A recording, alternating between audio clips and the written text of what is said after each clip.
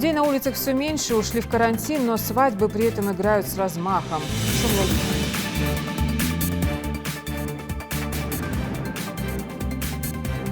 Врачи Ингушетии обращаются к жителям региона. Помогите им, и они помогут вам.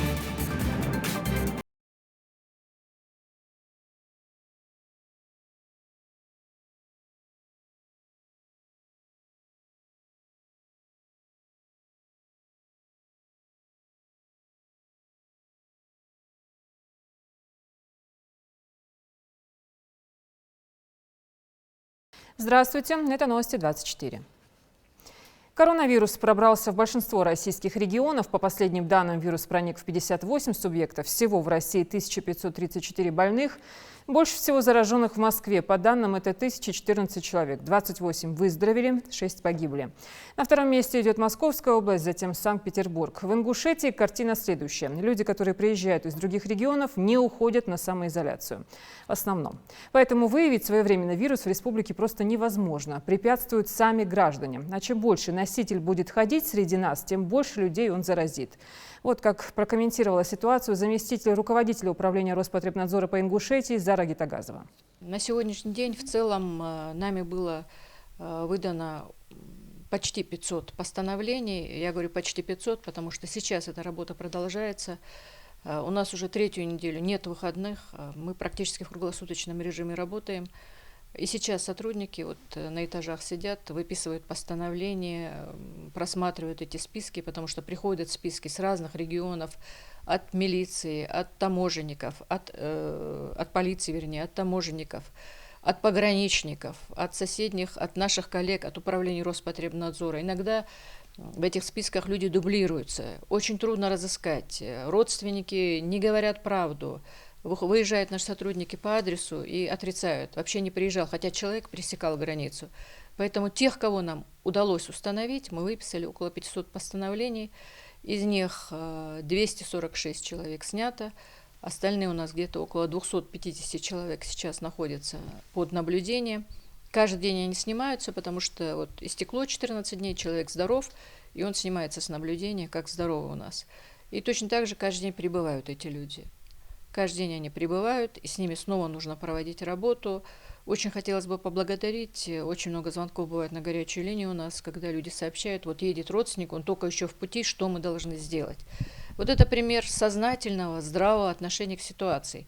Не паниковать, не истерить. Человек едет, люди знают, что нужно предпринимать какие-то меры. Спросили, все сделали. И ситуация, я думаю, будет в этой семье все будет складываться нормально. Хотелось бы, чтобы все также относились к этому. Поток сейчас идет на спад.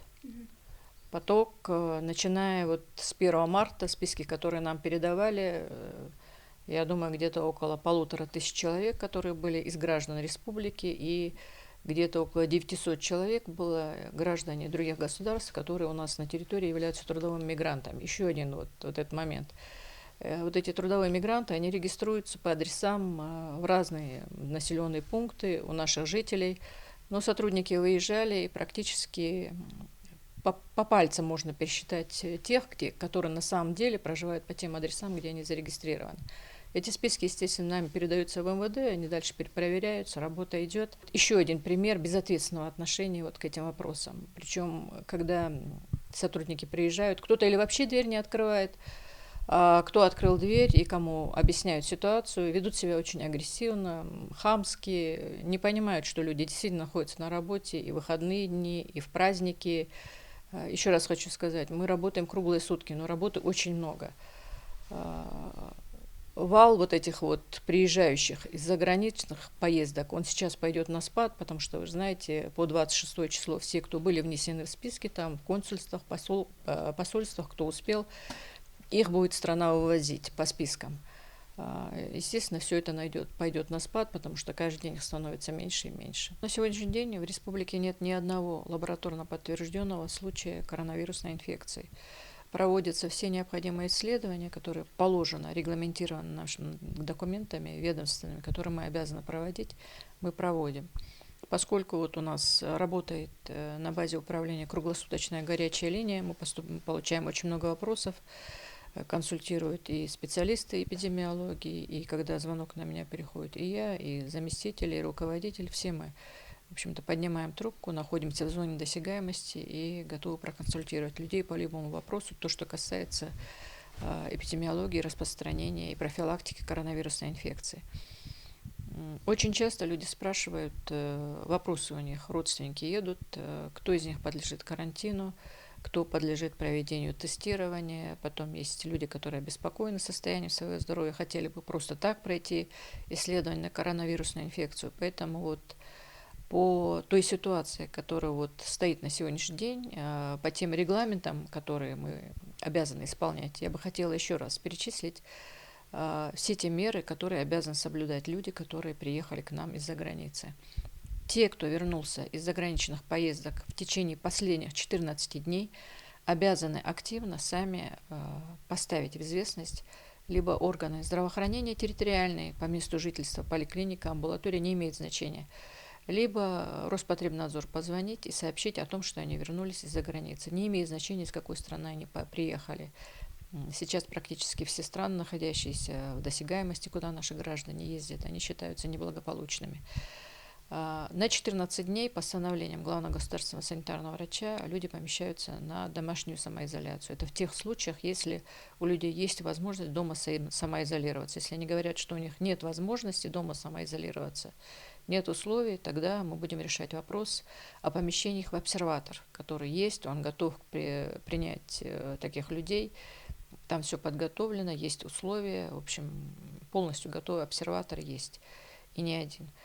Пока те, с кем, в общем, кого мы нашли, кому вручили постановление, они все изъявили желание самоизолироваться на дому. Схема такая. Мы вручаем постановление, проводим разъяснения, медики приходят по адресу, полностью объясняют тоже, и каждый день проверяют состояние этого человека. Если в течение этих 14 дней у человека появилась какая-то симптоматика, то этот человек подлежит проведению немедленного тестирования при появлении симптоматики. Если нет симптоматики, если он визуально клинически здоров, то на 10-й день все равно ему должны сделать отбор проб. Территориальные медики приходят, делают отбор проб и направляют эти пробы в ПЦР-лабораторию ФБУЗа, Центр гигиены и эпидемиологии, который в Назрани находится. Вот кроме этих людей мы также делаем тестирование на коронавирусную инфекцию всем тем, кто попадает в больницу, кто лежит на стационарном лечении с диагнозом пневмония. Средне-тяжелое и тяжелое течение. Поскольку все мы уже знаем, что основным тропностью обладает коронавирус именно в легочной системе, то те, кто заболел пневмонией, они у нас, конечно, должны быть на особом учете. На сегодняшний день в ПЦР-лаборатории проведено около 250 анализов, тестов, исследований. Положительных тестов пока не было. В том случае, если будет положительный результат, мы его сразу должны направить в лабораторию на подтверждение.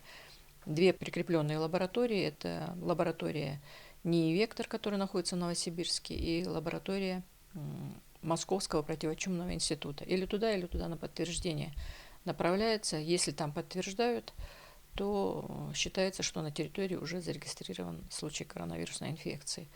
Хочу сказать, что вот в нашем окружении, уже в окружении нашей республики ситуация тоже она, в общем-то, достаточно напряженная. На территории Чеченской республики 8 официально подтвержденных случаев, и еще там на очереди у них стоят первично положительные, которые ушли на подтверждение. В Кабардино-Балкарии 4 случая, подозрительные случаи есть на территории Республики Северная Осетия и Алания. И учитывая то количество людей, которые приехали в последнее время у нас в республику, то есть многие вернулись из-за границы, кто-то, может, приехал переждать это тяжелое, неспокойное время в республику. Многие вернулись из Москвы, поскольку прекратилась учеба. Вы знаете, высшие учебные заведения пока приостановили деятельность, средние учебные заведения. Многие предприятия, офисы, фирмы перешли на дистанционный способ работы, поэтому люди, это вполне логично, приехали домой. И вот, приезжая из-за границы и достаточно с неблагополучной территории, Москву уже сейчас можно считать неблагополучной территорией, Я думаю, что в любом случае какой-то завоз инфекционного агента в нашу республику есть. К счастью, пока нет таких тяжелых случаев, на которые вот нужно обратить внимание и которые попадают в поле зрения. То, что касается проведения тестирования, люди часто обращаются к нам. Еще раз говорю, те исследования, которые мы проводим, они очень строго регламентированы. Лаборатория ФБУС делает анализы только тем, кто на 10-й день, кто приехал из заграничных поездок и здоров на 10-й день. Если у них появилась симптоматика, тут же делается анализ.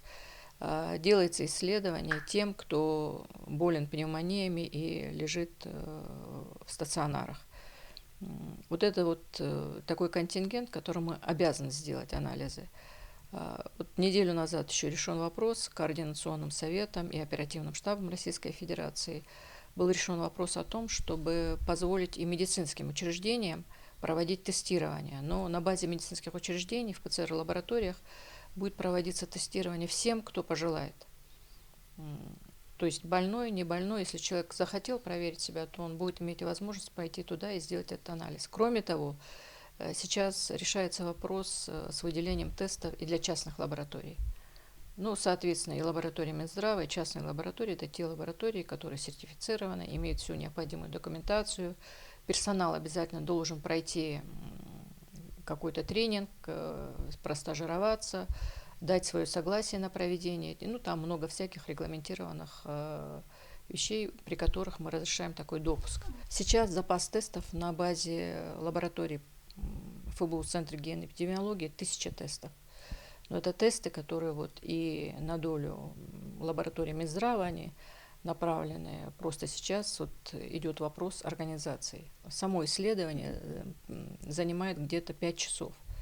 Ну, 4,5-5 часов. Очень большой, часа 2 так занимает подготовка проведения этих тестов, пробоподготовка.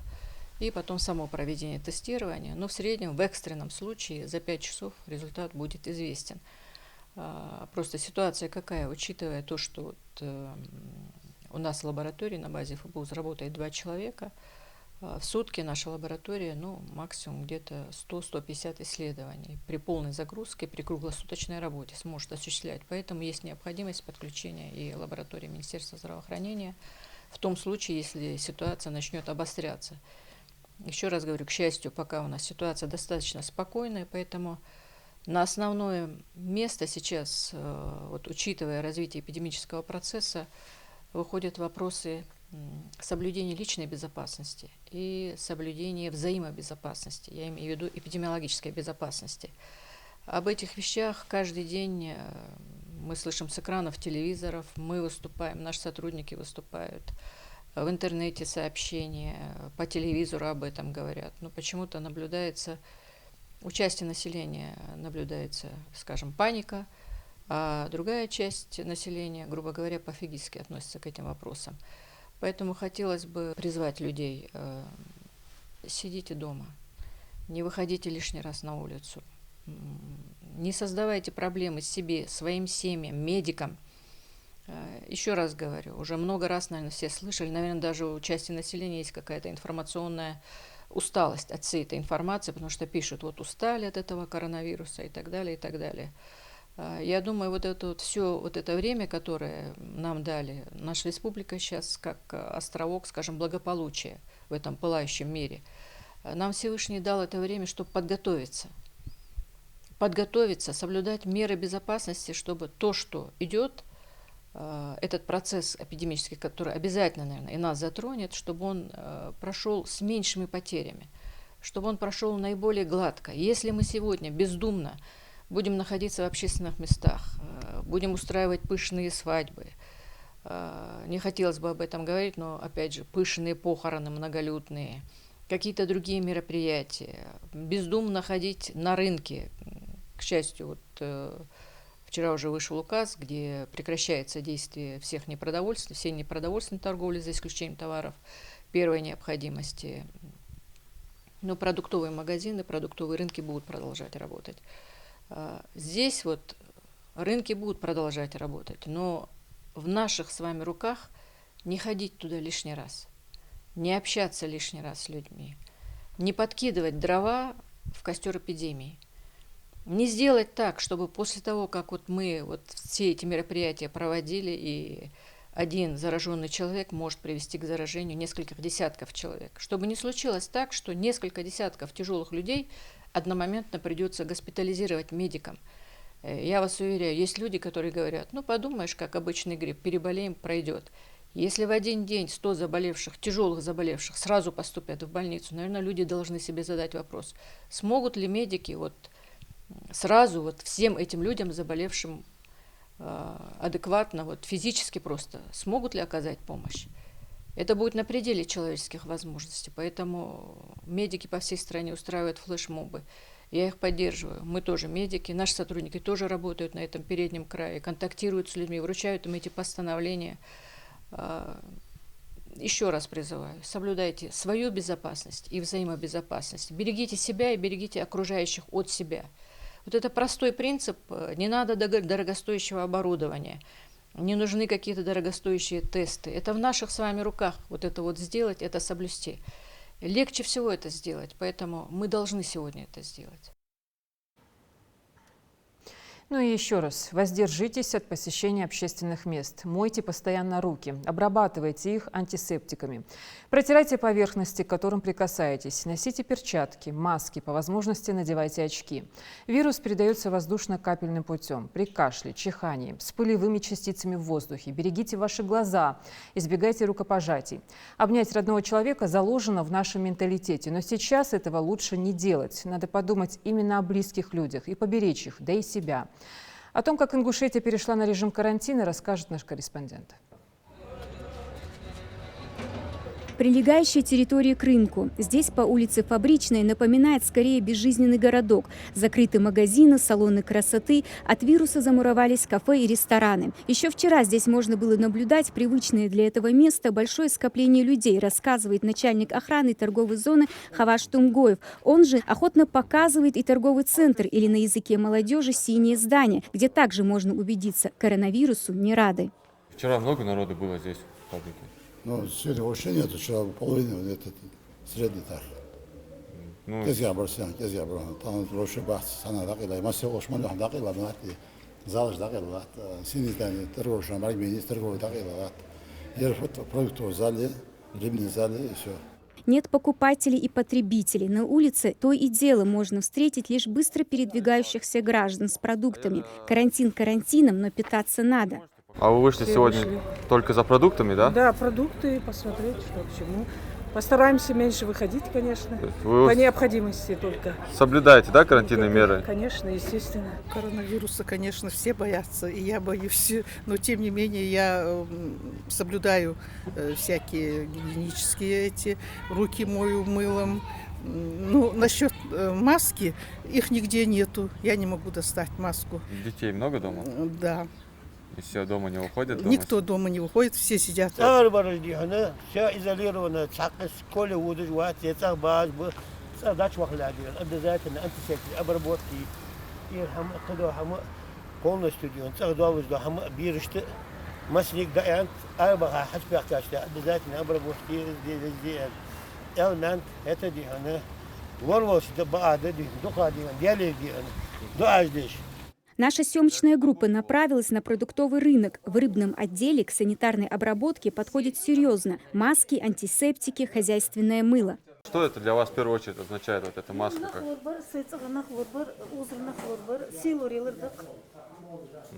Защита, да, и покупателей, да, и... Аж дезинфекция, я ж кахами аус.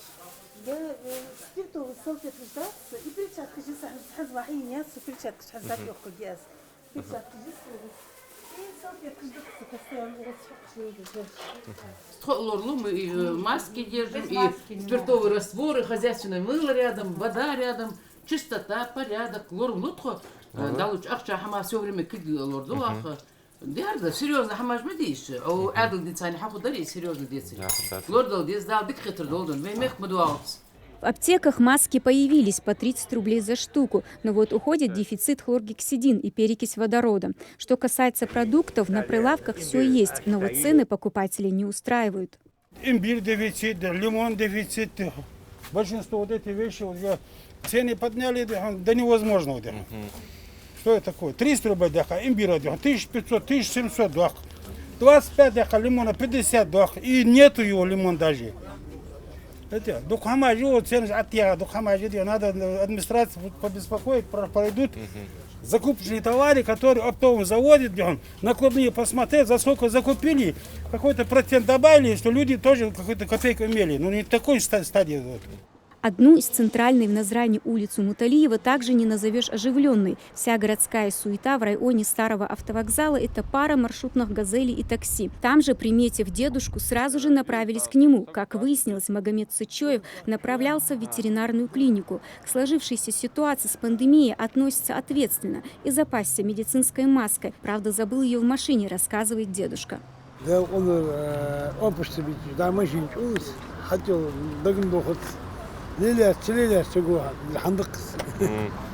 ацагыр бирж карантин дор армуш будет аж.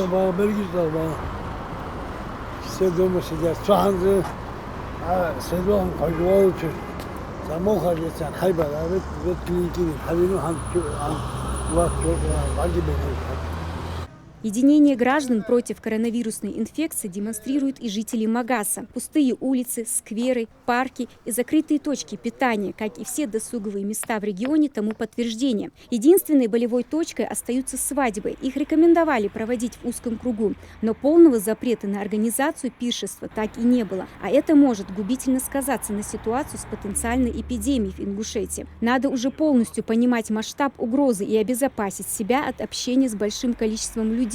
Только так мы справимся с недугом. Тамара Арчакова, Адам Мережков, Магомед Даскиев. Новости 24.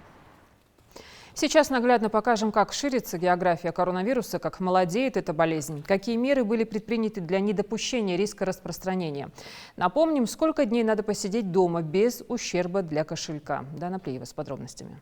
Кажется, что уханьская зараза пробралась во все уголки страны, но это не так. Пока разумно принятые меры не дают опасной пандемии распространиться еще дальше. Отсутствует болезнь и в Алтае, Калмыкии, Северной Осетии, Карачаево-Черкесии, Тыве, Севастополе. Инфекции нет и в Астраханской, Владимирской, Вологодской, Магаданской, Омской областях, Алтайском, Еврейском, Чукотском и Ямало-Ненецком округах. Чтобы статистика заражений не пошла вверх, страна вводит все меры. Российское правительство временно ограничило движение через автомобильные, железнодорожные, пешеходные, речные и смешанные пункты пропуска через государственную границу. Следующая неделя объявлена нерабочей для профилактики распространения коронавируса. Минтруд также обнародовал на своем сайте рекомендации из-за грядущего карантина. В разъяснениях ведомство отмечает, что наличие в марте и апреле нерабочих дней не служит основанием для снижения зарплат. Ее должны произвести в обычном размере. Если сотрудник находится в отпуске, то период с 30 марта по 3 апреля в число дней отпуска не включается, поэтому отпуск на эти дни не продлевается. Решена проблема и с соцвыплатами. Пенсионный фонд страны уже перевел банкам и Почте России более 469 миллиардов рублей на выплату апрельских пенсий и пособий. Из этой суммы россиянам будут выплачены пенсии в первой половине апреля, а ветераны получат единовременные выплаты к 75-летию Победы. Как уточняет в Пенсионном фонде России, средства на предоставление выплат в период с 30 марта по 8 апреля уже направлены Почте России и другим доставочным организациям.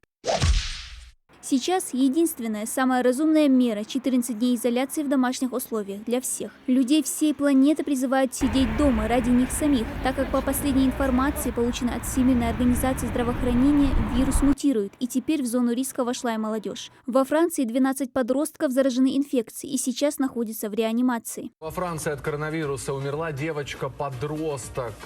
Это подтвердил министр здравоохранения страны. Пациентке всего 16 лет. Внимание, никаких, конечно же, хронических болезней у нее не было. Не миновала инфекция грудных детей. На днях в США зарегистрирована смерть первого младенца, зараженного коронавирусом COVID-19 из Чикаго, которому не исполнилось и года. Ранее сообщалось, что ребенок с коронавирусом скончался и в Китае. В зоне риска любой. На сегодняшний день в мире от вируса скончались более 31 тысяч человек. Лидером по числу заражений стала США, которая обогнала Италию. Там зарегистрировано порядка 124 тысяч заболевших. В Италии более 92 тысяч. И третье место – Китай, где число инфицированных подходит к 83 тысячам. Цифры говорят сами за себя. А те, кто еще не до конца верит в происходящее, просто послушайте. Поймите серьезно, большой поток людей будет умирать. Если мы не перестанем гулять и разносить инфекцию друг другу, люди будут умирать, люди будут сильно умирать и болеть. Пожалуйста, те, кто перенесли легкую форму, не забывайте о том, что когда вы ходите, распространяете инфекцию тем людям, которые могут серьезно занести инфекцию и иметь осложнения. Вы должны просто остановить это все. Ребята, сидите дома, не выходите только по нужде, когда нужно пойти что-то купить, покушать. Перестаньте жаловаться на то, что вам скучно, что вам нечего делать дома. Ребята, люди умирают. Дана Плеева, Новости 24. Это было обращение медсестры из Нью-Йорка. А вот, уважаемые жители, как к вам обращаются врачи Ингушетии. У нас общая просьба ко всем, к своим братьям, сестрам. Ради себя, ради здоровья своих близких, ради нас дома останьтесь, пожалуйста. Посидите дома. 2 недели карантина надо выдержать. Мы готовы ради вас 24 часа в сутки, месяцами, если есть необходимость находиться на работе. К вам одна просьба, пожалуйста, вы нам тоже помогите, оставайтесь дома. Только так вы можете обезопасить себя и своих близких. Ни одна система здравоохранения без помощи населения, без понимания не справится с эпидемией, а тем более с пандемией. Настало тревожное время. И только вместе мы можем с вами оборвать эту цепочку страшного вируса.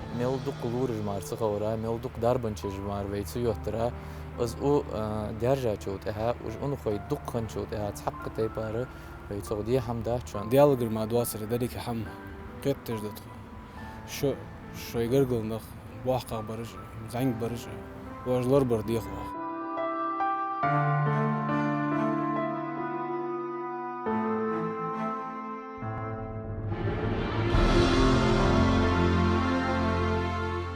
Оставайтесь дома.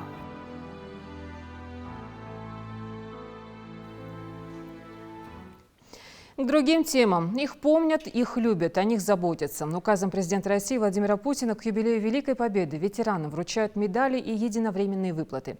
Сотрудники администрации Назрановского района и Плиева навестили 2 ветеранов тыла. Вручили им корзины фруктов и медаль к 75-летию Великой Победы. Дана Плиева расскажет об этом.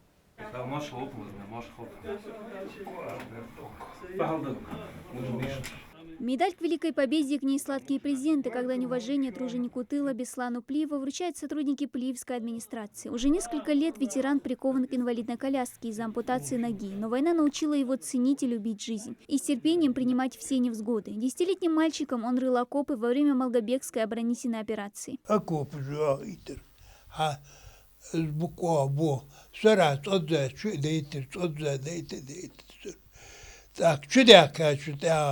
حزمو بارد سالتي مسمر يقصقو ديتيون قدر دعيتر ساخد دتسان هميلش سالتش جتر أطبخي خورش يام وايش شابلك ويتسغان عدالة دقاير سسكل ميري يوش قلت سسكل جتر أطبخي ديتيون فنصوت تعجده كادر قدر ده صوهم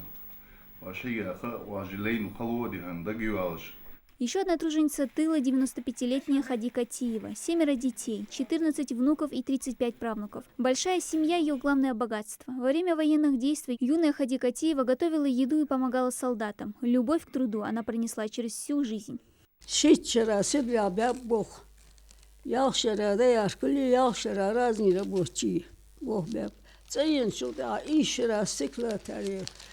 Бог бяпас, вагон живет банка. Шиншера стройкат бяп, шера уюрт, буракыш Бог беш бяп, адешера Бог бяпас, сан Бог, аду Бог.